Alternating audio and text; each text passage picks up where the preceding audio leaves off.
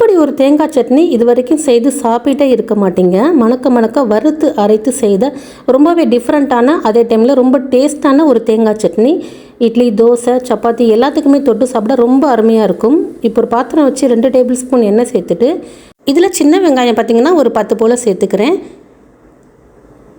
சின்ன வெங்காயத்துக்கு பதில் நீங்கள் பெரிய வெங்காயம் இருந்துச்சுன்னா ஒரு அரை வெங்காயம் அளவுக்கு சேர்த்துக்கோங்க, சரியாக இருக்கும். சின்ன வெங்காயம் சேர்த்துட்டு லைட்டாக வதங்கட்டும். இதோட பச்சை வாசம் கம்ப்ளீட்டாக போகணும். இப்போ 2-3 பற்கள் பூண்டு பற்கள் சேர்த்துக்கிறேன்.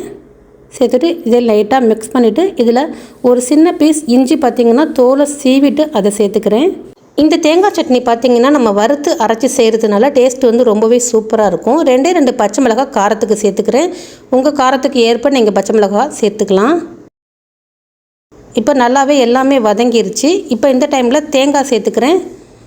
சின்னதாக ஒரு அரை முடி அளவுக்கு தேங்காய் துருவி வச்சுருந்தேன். இந்த தேங்காயோடைய அளவு பார்த்திங்கன்னா ஒரு 3 சில் அளவுக்கு தேங்காய் இருக்கும்.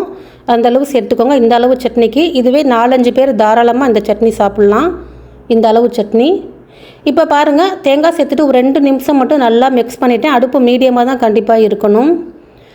இப்போ கொஞ்சமாக புளி சேர்த்துக்கிறேன். சின்ன நெல்லிக்காய் சைஸ் அளவுக்கு புளி வந்து நம்ம சேர்த்துக்கலாம். டேஸ்ட்டு வந்து இந்த சட்னிக்கு ரொம்ப நல்லாயிருக்கும் புளியெல்லாம் சேர்க்குறதுனால. இப்போ லைட்டாக மிக்ஸ் பண்ணிவிட்டு இப்போ நான் ஸ்டவ்வை ஆஃப் பண்ணிடுறேன். ஆஃப் பண்ணிவிட்டு இது ஒரு மிக்ஸி ஜாரில் சேர்த்துக்கலாம். நல்லா கொஞ்சம் ஆற வச்சுட்டு சேர்த்துக்கோங்க.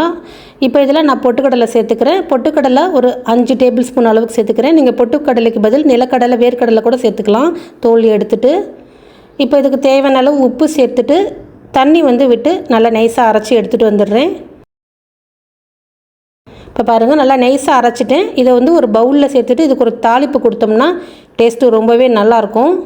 தாளிப்பு வந்து இது போல் தாளிச்சுக்கோங்க, அப்போ தான் நல்லாயிருக்கும். எப்பொழுதும் தாளிக்கிறது போல் செய்யாதீங்க. இப்போ அந்த மிக்ஸி ஜாரில் கொஞ்சமாக தண்ணி விட்டு அலசிட்டு சேர்த்துக்கிட்டேன். சட்னியோட திக்னஸ் எந்த அளவு வேணுமோ அந்த அளவு நீங்கள் தண்ணி விட்டு அட்ஜஸ்ட் பண்ணிக்கலாம். இப்போ சரியாக இருக்குது எனக்கு. நான் கொஞ்சம் திக்காக தான் வச்சுருக்கேன்.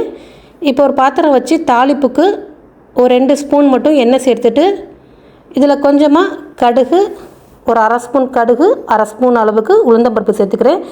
கடுகு பொரிஞ்சிட்டு இருக்கும்போது உளுந்தம்பருப்பு ஒரு அரை ஸ்பூன் சேர்த்துக்கிறேன். கொஞ்சமாக ஒரு 1/4 ஸ்பூன் அளவுக்கு கடலைப்பருப்பு சேர்த்துக்கிறேன். இது 3 நல்லா பொரியட்டும். இப்போ கொஞ்சம் கருவேப்பிலை, ஒரே ஒரு வரமிளகாய் 2 கிள்ளி சேர்த்துட்டு தாளிப்பு ரெடி ஆயிடுச்சு. பருப்பெல்லாம் நல்லா செவந்து வந்துருச்சு பாருங்கள். இப்போ எடுத்துக்கலாம். எடுத்துகிட்டு நம்ம சட்னியில் சேர்த்துக்கிட்டோம்னா சட்னி ரொம்பவே சூப்பராக சாப்பிட்றதுக்கு ரெடி ஆயிடுச்சு. சுட சுட இட்லி, தோசை, பொங்கல், சப்பாத்தி இது எல்லாத்துக்கும் வச்சு சாப்பிட ரொம்பவே அருமையாக இருக்கும். கண்டிப்பாக ட்ரை பண்ணி பாருங்கள்.